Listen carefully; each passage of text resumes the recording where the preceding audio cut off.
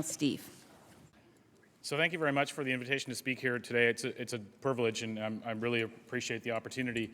I was actually asked to cover the landscape of policy challenges at the time of Romano and how they've evolved over the 10 years since as it related to wait times, home care, Pharmacare, and as Lillian put, ... on the invitation to speak today, all in 10 minutes, which is equivalent to talking about $40 billion worth of health reforms over 10 years in 10 minutes.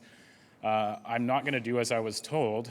Rather, I'm going to speak to what I think is one of the most pressing, unresolved health care issues in this country that Romano addressed in the recommendations, but we've seen little progress on. And that relates to the prescription drug coverage in Canada. And I'm going to put together a proposition that suggests that we could probably actually save, rather than spend, $40 billion over 10 years in the pharmaceutical component of our healthcare system while improving quality of care, equity of finance, and the sustainability of the system, all in 10 minutes. So we are all aware of Medicare. In fact, most Canadians have this sense, a very deeply felt sense of what Medicare means to them. It's a universal public system for funding medically necessary care.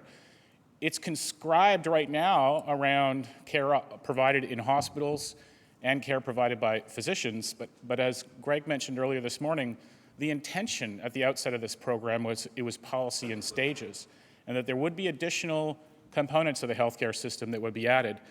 And one of them, mentioned in the 1960s, again in the 1980s, 1990s, and with Romano, one of those additional components was pharmaceuticals.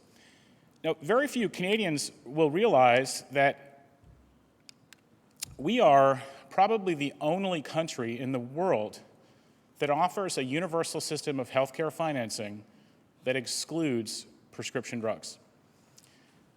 Medicare, as we know it in Canada, effectively stops as soon as a doctor has handed a patient a prescription. And that is unique amongst all comparable countries.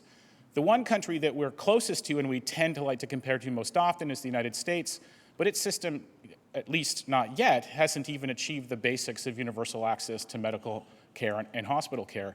And even when they get there, when Obamacare arrives in a few years, they may actually surpass us on this particular policy file, which would be even more embarrassing than the data I'm about to show you. I want to go back and look at what's happened in the post-Romano years in terms of prescription drug coverage in Canada, just to give a sense of where we're at and where we've been.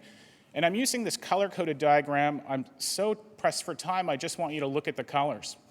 Red means no public coverage for the population that we'll be looking at in the provinces that we'll be looking at all. So completely uninsured for prescription drug needs. Moving all the way up through catastrophic coverage, which only covers costs that exceed very high deductibles, so people have to pay out of pocket or through private insurance first before government kicks in. All the way up to blue, which is Medicare-like first dollar coverage with minimal co-payments. This is how our history across provinces in time from 2000 to 2010 looks like in terms of covering persons on social assistance. We actually have a Medicare-like level of coverage for prescription drugs for people who are society's most vulnerable, those on social assistance. This coverage has gotten marginally better over the decade post-Romano, but interestingly enough, it wasn't the focus of Romano's recommendations. This is the picture of benefits for the elderly. And what you'll see here is actually a slight increase in the amount of pink. We seem to move this transition from blue, which would be more generous or more comprehensive public coverage, to pink or red, which is catastrophic coverage or coverage only against very, very high drug costs. And that's potentially troubling given that this is a population subgroup that actually needs medicines on a chronic and persistent basis. Having catastrophic deductibles under those programs is tantamount to taxing the elderly for their annual health care needs. And lastly, if I can get that to work. Oh, I've gone too far. Benefits for the non-elderly. This is the gap that in our Pharmacare patchwork that we were hoping to fix following Romano. And this is an area where in Atlantic Canada, at least, we have seen some progress where provinces acting on their own, because there has been, in effect, no federal transfers for these programs, but where the provinces have established catastrophic coverage for populations that previously didn't have coverage. But what's notable is there's no dark blue in this slide. In fact, there's very little dark blue in the slide previous relating to the elderly coverage, which means, as I said before, Canadians, for the most part, don't have coverage against the cost of medically necessary prescriptions. I just want to quickly use some of that Commonwealth Fund survey data that people have been talking about already this morning to show how Canada fares against comparable countries abroad in terms of access, what we might call equity in terms of financial burden on patients, and then sustainability of the system in terms of the cost growth over time. First of all, as it relates to access, we're going to look at financial barriers expressed in terms of patient-reported cost-related barriers to filling their prescriptions, basically the percentage of the population that reports that they cannot fill their prescription because of costs. And this is the bars that I want you to pay attention to. Blue is the United States, which after Tuesday's election is fitting. Red is us in Canada. And the green bars are comparable countries abroad where they have universal systems of prescription drug financing. You'll see here that the Americans have the greatest barriers to accessing medically necessary drugs because they have the least insurance for their population.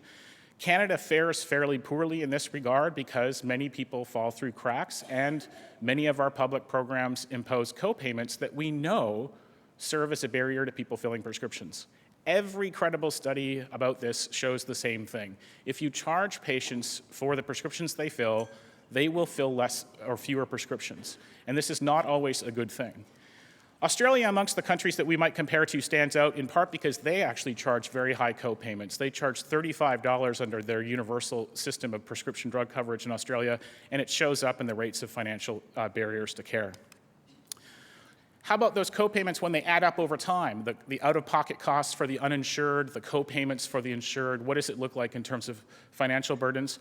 I'm going to show some data that relate to the percentage of people with chronic disease that report expending over $1,000 per year on their prescription medicine needs. And in this regard, Canada can only look good against the United States, but I hardly think that's a relevant comparison for us.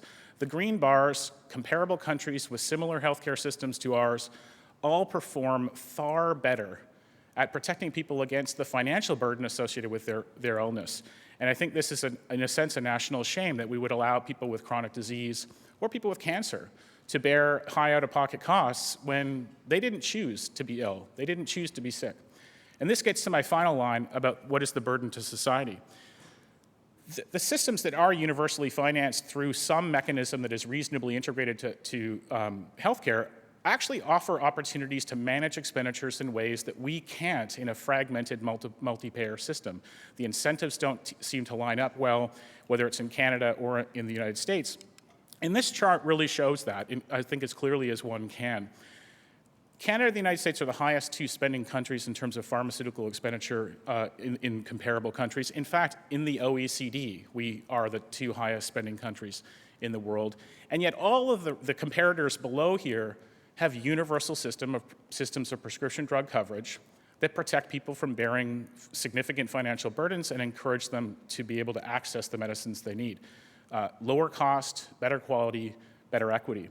If you don't think that this particularly matters, if you compared Canada just against Germany, the next highest spender in the countries we've compared to today, if we had their level of spending, the next highest level, we would be spending $4 billion a year less per year on prescription drugs as we do today.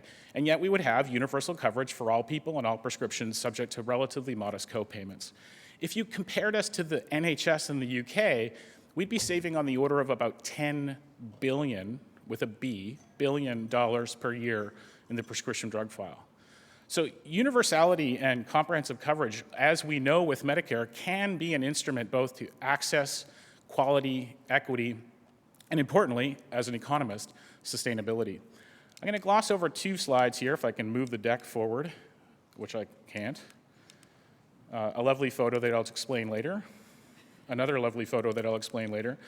And just to end here, we've already heard this story about the fact that we need to gain greater focus and have some clarity.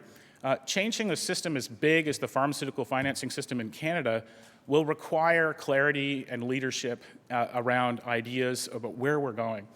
In February of next year, we're hosting a conference to do just that, and I hope to begin what is in effect a movement where it's a dialogue amongst stakeholders and patients and elites, like the people in this room, about what are the goals we really want to achieve with the system. Set aside the politics of what the system might look like. Let's just get agreement on goals, and then let's assess objectively and with good data which system would best get us there. Thank you for your time.